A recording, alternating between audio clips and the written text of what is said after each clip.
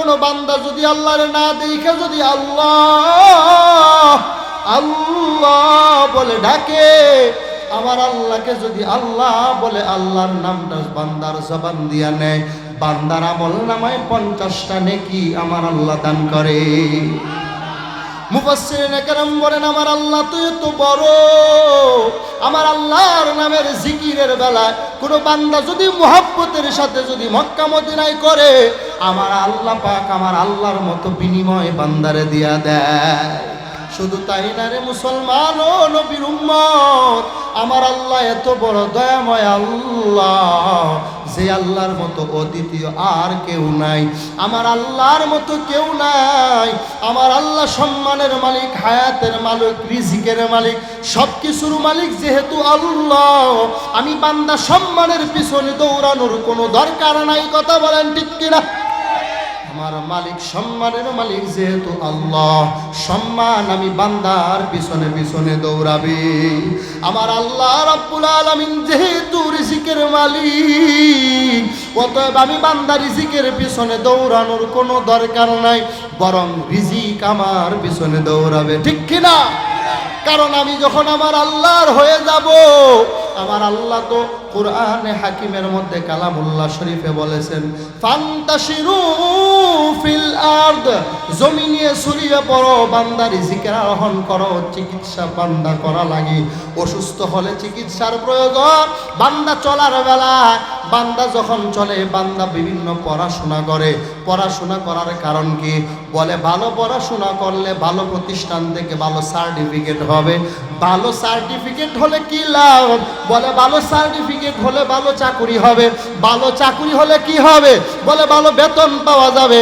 বলে ভালো বেতন, ভালো চাকরি, ভালো সার্টিফিকেট যতই তালাশ করো, কারণ রিজিক কিন্তু চাকরি দেয় না, রিজিক কিন্তু সার্টিফিকেটে দেয় না, রিজিক কিন্তু কোনো বান্দার কেউ দুনিয়ার দেয় না। রিজিক, সম্মান, সব কিছু কে দান করেন? জবান খুলে বলেন, কে দান করেন? নবীর উম্মত কি করে বুঝাবো? এত রাত যায়, এত দিন যায়, বান্দারে এত বেশি ডাকা হয়, টঙ্গীর ময়দানে ডাকা হয়, ওখানে দেখা যায় না। কত মানুষ, লক্ষ লক্ষ হাজারো কোটি মানুষের চেহারা দেখা যায়, কতগুলা নাফরমান কপাল পোড়ার চেহারা দেখা যায় না। কথা বলেন ঠিক কিনা? ওই টঙ্গীর ময়দান, ইস্তেমার ময়দানে বাংলাদেশের জন্য বড় গৌরব। ওখানে বিদেশ থেকে, সারা বিশ্ব থেকে মানুষ আসে, আর এই সাভার থেকে ময়দানে যাইতে পারে না, কপাল পুরা সারা কেউ না। কথা বলেন ঠিক কিনা? हकीकत से तू दुनिया बेखबर है, दुनिया की नुमाइश पर नजर है।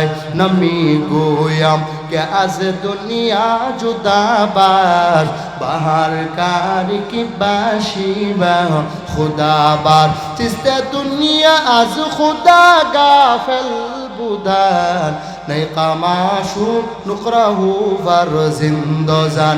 या इलाही मुझसे मुझको दूर कर, ताकि देखो मुझ में तुझको एक नजर। या इलाही तुम मेरा माबूद है, या इलाही तुम मेरा गफ्फार है। খারাপ লাগে? কষ্ট লাগে? আল্লাহর কালাম, আল্লাহর ঘর, মসজিদ, আল্লাহর নবীর বয়ান, আদর্শের বয়ান তার দিলে ভালো লাগবে, যার দিল হবে পরিষ্কার। একমাত্র ইমানদারের জন্য বয়ান। কথা বলেন ঠিক কিনা? বহু বিধর্মী বেঈমান, নামাজ নাই, রোজা নাই, পর্দা নাই, মুসলমান, ওই বান্দাটা আল্লাহর বান্দা, মাহফিলে আসে না। বহু বিধর্মী বেঈমানেরাও পর্যন্ত মাহফিলে চলে আসে। কথা বলেন না যে ঠিক কিনা? মজিদপুরের সাভারের মুসলমান, আল্লাহর কসম করে বলতেছি রে ভাই, সাভারের মুসলমান, আল্লাহর কসম 3 বার, ওয়াল্লাহি বিল্লাহি তাল্লাহি। আমার সাথে ঘটনা ঘটে গেল গত সপ্তাহে। এক আল্লাহর বান্দা, নরসিংদী রায়পুরা থানার এক খ্রিস্টান আমাকে টেলিফোন করলো দুপুরবেলা 1টার আজানের সময়। ফোন করে বলতেছে, হুজুর আমার একটু সময় দেওয়া যাবে কিনা? বলো যুবক, কি তোমার নাম? বলে আমার নাম হলো জয় বিশ্বাস। কি বলতে চাও, কি বলবা?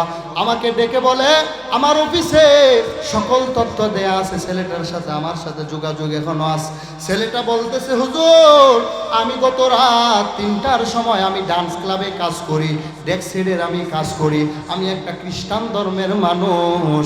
গতকাল রাতের বেলা ফেসবুকে হঠাৎ করে একটা বয়ান আমি দেখতে পেলাম। বয়ানটা শোনার পরে কেন জানি আমার শরীরটা কেঁপে উঠেছে। জুড়ে বলেন না সুবহানাল্লাহ। খুদার কসম, আল্লাহর কসম করে বলতেছি রে মুসলমান। ছেলেটা বলে হুজুর বয়ানটা শোনার পরে আমার দিলটা প্রকম্পিত হয়ে গেল। আমি কোন ধর্মের, আমি কোথাকার, আমি কে, কেন কেমন কেমন জানি আমার কাছে লাগতেছিল। আমি বাসায় গেলাম, ঘুমানোর চেষ্টা করলাম, কিন্তু হুজুর আমি ঘুমাইতে পারি নাই। হঠাৎ করে আমি দেখি ফজরের আযান। ফজরের আজানটা যখন হয়ে গেল আমি আর বিছানায় শুয়ে থাকতে পারলাম না। আমার পার্শ্ববর্তী গ্রামের মাইকের আওয়াজ, আমার মহল্লা হিন্দু পাড়া, খ্রিস্টান পাড়া, আমি সেখান থেকে ওই আজানের শব্দ শুনে আজানের পাগল হয়ে মসজিদে চলে গেলাম। জোরে বলেন না সুবহান। হুজুর আমি আজান শুনিয়া মসজিদে ঢুকতে পারি না, বড় ভয়। কারণ আমি তো মুসলমান না, আমি বড় খ্রিস্টান। আমি কেমন করে মসজিদে ঢুকবো, আমি তো এর বিধান জানি না। জয় বিশ্বাস ছেলেটা আমার কাছে টেলিফোনে ডাক দিয়া বলে হুজুর আমি আপনার বয়ান শোনার পরে আমি যে ঘটনা বলতেছি কোনো হিংসার জন্য বলি নাই রে যুবক, শুধু একটাই কারণ বুঝার জন্য বলতেছি। কারণ হেদায়েতের মালিককে জবান খুলে বলেন, রিজিকের মালিককে। যেহেতু রিজিকের মালিক আল্লাহ, হেদায়েতের মালিক আল্লাহ। ছেলেটা বলে হুজুর আমি মসজিদের বাহির থেকে আমি জানালা দিয়ে দেখলাম কত মানুষ নামাজ পড়তেছে। আমার কাছে মনে হইতেছে আমি কত বড় নাফরমান, আমি মসজিদে ঢুকতে পারি না, আল্লাহ আমার প্রতি বেজার। আমি নামাজ শেষে মানুষ বের হয়ে যায়, আমি ইমাম সাহেবের সাথে দেখা করলাম। টেলিফোনে ছেলেটা বলে হুজুর আমি যখন দেখলাম ইমাম সাহেব আসলো আমার শরীরটা কাঁপতেছে। আমি হুজুরের কাছে কেমন করে কথা বলবো, আমি খ্রিস্টান মানুষ। হুজুরকে বললাম হুজুর আমার একটু সময় দিবেন। হুজুরকে বলে আমার গত রাতে ঘটনা ঘটে গেল, আজান শুনলাম, বয়ান শুনলাম, আমি আর মনে হয় এইভাবে থাকতে পারি। আমার এখন এই কালেমা পড়ায়া দেন হুজুর, আমি এখন এই কালেমা পড়তে চাই। ছেলেটা হুজুরকে বলল, হুজুর বলে কার বয়ান শুনবো? বলে এই যে বয়ানটা, বলে বয়ানে তো নাম লেখা আছে আবু বকর সিদ্দিক মোমেন শাহী, কল দাও। বলে হুজুর বোধহয় রাতের বেলা প্রোগ্রাম করে ঘুমাইতেছে, এখন আর কল দেব না। বলে তাহলে কি করা যায়, তুমি যাও হুজুরের সাথে সাক্ষাৎ করিও। ছেলেটা পর ওই দিন সকালবেলা আমারে ফোন করে না, আদবের কারণে মোহাব্বত করে। ছেলেটা আমারে দুপুরবেলা ফোন করে, ফোন করে বলতেছে হুজুর ওই কালেমাটা আপনি আমারে পড়াবেন, আমি ওই কালেমা পড়তে চাই, সেই কালেমা থেকে আমি বহু দূরে চলে আসি। ও হুজুর আমি কালেমা পড়তে চাই। আমি দুপুরবেলা আসলাম বাসা থেকে, ঝগড়া করে আসছি। আমার মা হলো রানী বিশ্বাস, আমার বাবা কি বিশ্বাস জানি তার নাম বলেছে। আমার কাছে পূর্ণ ঠিকানা আমার অফিসে লিখা আছে। বলে আমার বাবা আমার ঘর থেকে বের করে দিস। মা বলে তুই কালেমা পড়ছু আর খ্রিস্টান নাই, এখনই বের হয়ে যা। বলে আমি কালেমা পড়বো, কালেমা আমি সারা থাকতে পারবো না, আর খ্রিস্টান থাকবো না। ছেলেটা যখন ঘটনাক্রমে ঘুরে ফিরি আমার সাথে কথা হইল, বললাম তোমার বাবা কাগজপত্রগুলো আছে কিনা? বলে আমার পাসপোর্ট, আমার আইডেন্টি কার্ড আমার মা লুকিয়ে ফেলেছে। আমি রায়পুরা থানার ওসি সাহেবের সাথে কথা বললাম। বলে হুজুর অনলাইন থেকে বের করা আইনি সহায়তা দিয়া আমি কাগজ দেবো, আপনি মুসলমান বানান। আমি বলেছি 16 তারিখ নেত্রকোনায় প্রোগ্রামে যাব, ওখানে ছেলেটার আমি নিজ হাতে কালেমা পড়াম। আমার বলা উদ্দেশ্য হলো বিধর্মী হয়ে বেঈমান হয়ে কোরআনের বয়ান বোঝে, বিধর্মীরা কোরআনের আওয়াজ শুনিয়া কালেমা পড়ে, আর তুমি আমি কেমন মুসলমান, নামাজও নাই রোজাও নাই, বরং ওয়াজ মাহফিল আলেম দেখলে বড় চুলকানি কথা বলেন ঠিক কিনা? সাবধান সাবধান হয়ে যাও।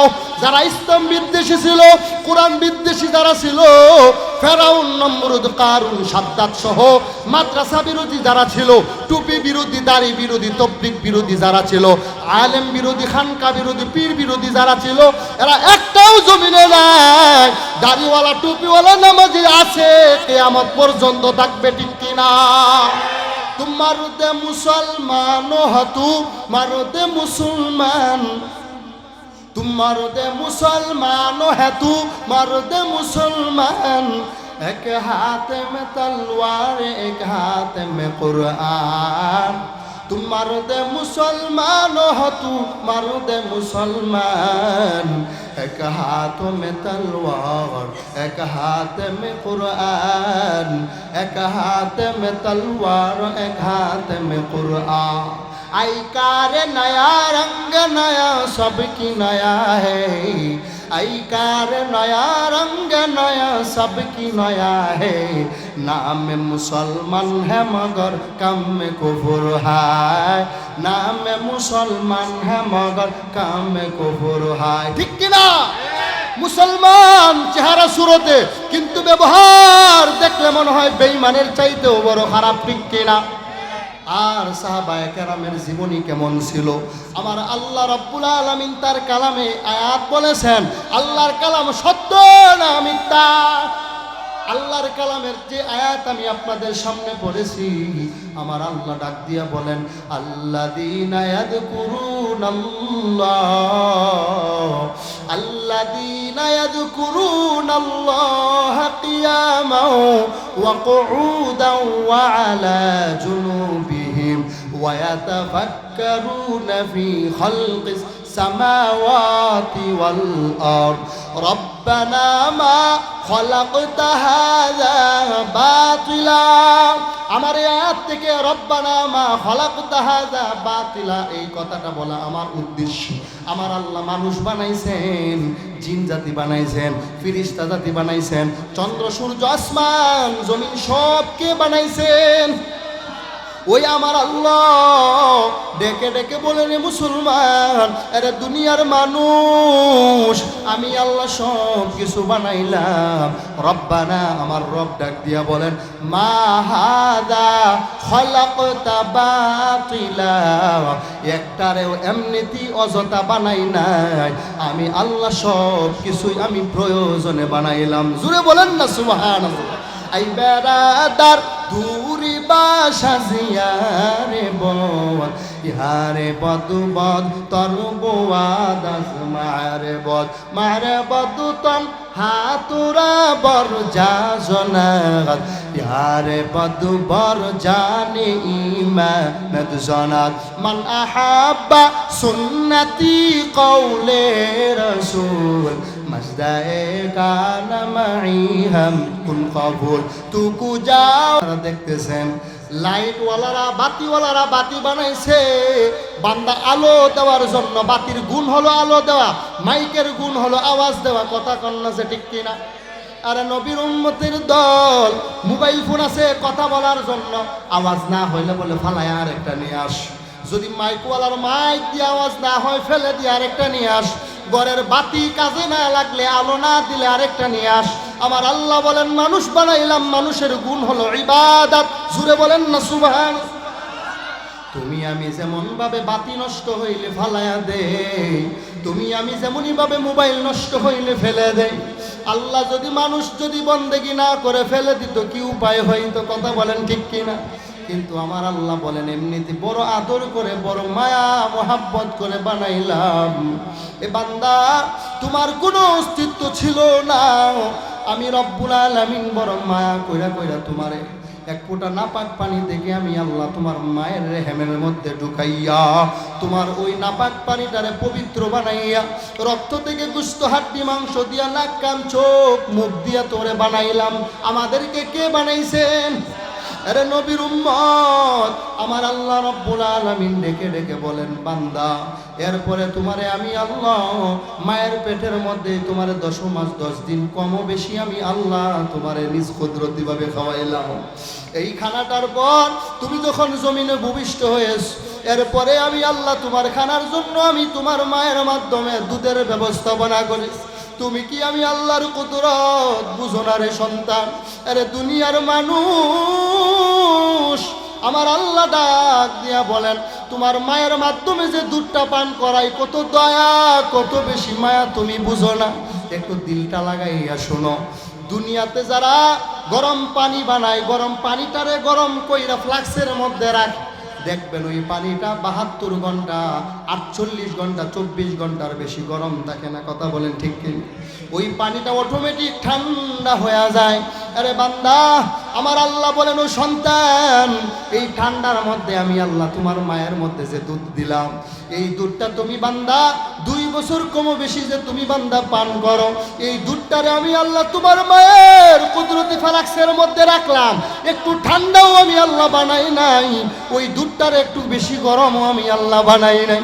এই দুধটা যদি একটু ঠান্ডা হয়, তোমার জিহ্বায় লাগলে তোমার ঠান্ডা লাগবে, তুমি তোমার মাকে বলতে পারবা না আমার জিহ্বায় ঠান্ডা লাগতেছে। কথা কোন ঠিক কিনা? আর দুধটা যদি বেশি, অনেক বেশি গরম হয়, তুমি খাইতে পারবা না, মাকে বলতে পারবা না, কারণ তুমি বড় দুর্বল। কথা বলেন ঠিক কিনা? আমার আল্লাহ বলেন, বড় মায়া করে, বড় মোহাব্বত করে বানাইলাম এ বান্দা, এই দুধটারে গরমও বানাই নাই, ঠান্ডাও বানাই নাই, তোমার জন্য উপযুক্ত কইরা বানাইলাম। আর কিছুদিন পর তুমি বান্দা দুধ খাইতে খাইতে, ফল খাইতে মনে চায়, আমি আল্লাহ তোমার জন্য বাহারি রকমের হাজারো রকমের ফুল ফ্রুট রাখলাম। ফুলগোলা, ফলগোলা তুমি বান্দা যখন খাও, কিছুদিন পরে বড় হয়েছো, বড় হওয়ার পরে তোমার গুস্ত মাংস হাড্ডি খাইতে বড় মনে চায়, আমি আল্লাহ কুদরতের নজর দিয়া যেই দাঁত দিয়া ফল খেয়েছো, ওই দাঁতগুলা আমি আল্লাহ ফালায়া শক্ত শক্ত দাঁত দিলাম। জুড়ে বলেন না সুবহানাল্লাহ? কারণ আমি আল্লাহ বড় আদর করে, মায়া করে বানাইছি রে বান্দা। আমার মতো দয়ালু, আমার মতো মায়াশীলার কেউ নাই রে বান্দা। আমি আল্লাহ মায়া করে বানানোর কারণে ওই দাঁত দিলাম, তুমি খাও। তোমার জন্য কত রকমের হালাল খানার ব্যবস্থাপনা আমি আল্লাহ করলাম। এই খানা খাইয়া গায়ে শক্তি বানাইয়া কোরআনের বিরুদ্ধে কেমন করে স্লোগান দাও, এই শক্তি নিয়ে মা বাবার সাথে কেমন করে বিরোধিতা করো, এই শক্তি পাইয়া কেমন করে তুমি টুপিওয়ালা দাড়িওয়ালার গায়ে আঘাত করো। কথা বলেন ঠিক কিনা? আমার আল্লাহ বলেন, সাবধান এ বেঈমানের দল, যদি বিশ্বাস না হয়, আমি আল্লাহ আজও পর্যন্ত ওই যে মিশরের মধ্যে জাদুঘরে ওই বেঈমানেরে আমি আল্লাহ তাআলা বাক্সের মধ্যে ঢুকায় আজও রাখছি। কথা কন্যা যে ঠিক কিনা? ওই ফেরাউনের কথা কোরআনে আছে না নাই? আমারও কথা হলো, যারা কোরআন বিরোধী, ওয়াজ মাহফিল বিরোধী, মাদ্রাসা মসজিদের বিরোধী, টুপিওয়ালা বিরোধী, ইসলাম বিদ্বেষী, নবী বিরোধী, তারা সাবধান হয়ে যাও। বেশি দিন নাই এ দেশে ইসলামী হুকুমত, খেলাফত প্রতিষ্ঠা হবে। কথা বলেন ঠিক কিনা? আর এই জন্য আমি আমার খুতবায় যে হাদিসটি পড়েছি, ওই হাদিসটি হলো, আল মুসলিমু মান সালিম আল মুসলিমুনা মিন লিসানিহি ওয়া ইয়াদি।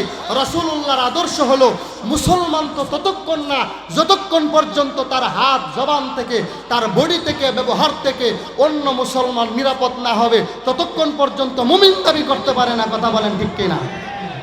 আল্লাহ পাক রব্বুল আলামিন আমাদের সকলকে পূর্ণাঙ্গ খাঁটি মুমিন মুসলমান হয়ে 5 বেলার নামাজের পূজনীয় কবরে যাওয়ার তৌফিক দান করুন, আমিন। আমি আমার আলোচনা এখানেই শেষ করে নিলাম। ওয়া আখিরু দাওয়ানা আলহামদুলিল্লাহি রাব্বিল আলামিন। আমার বড় ভাই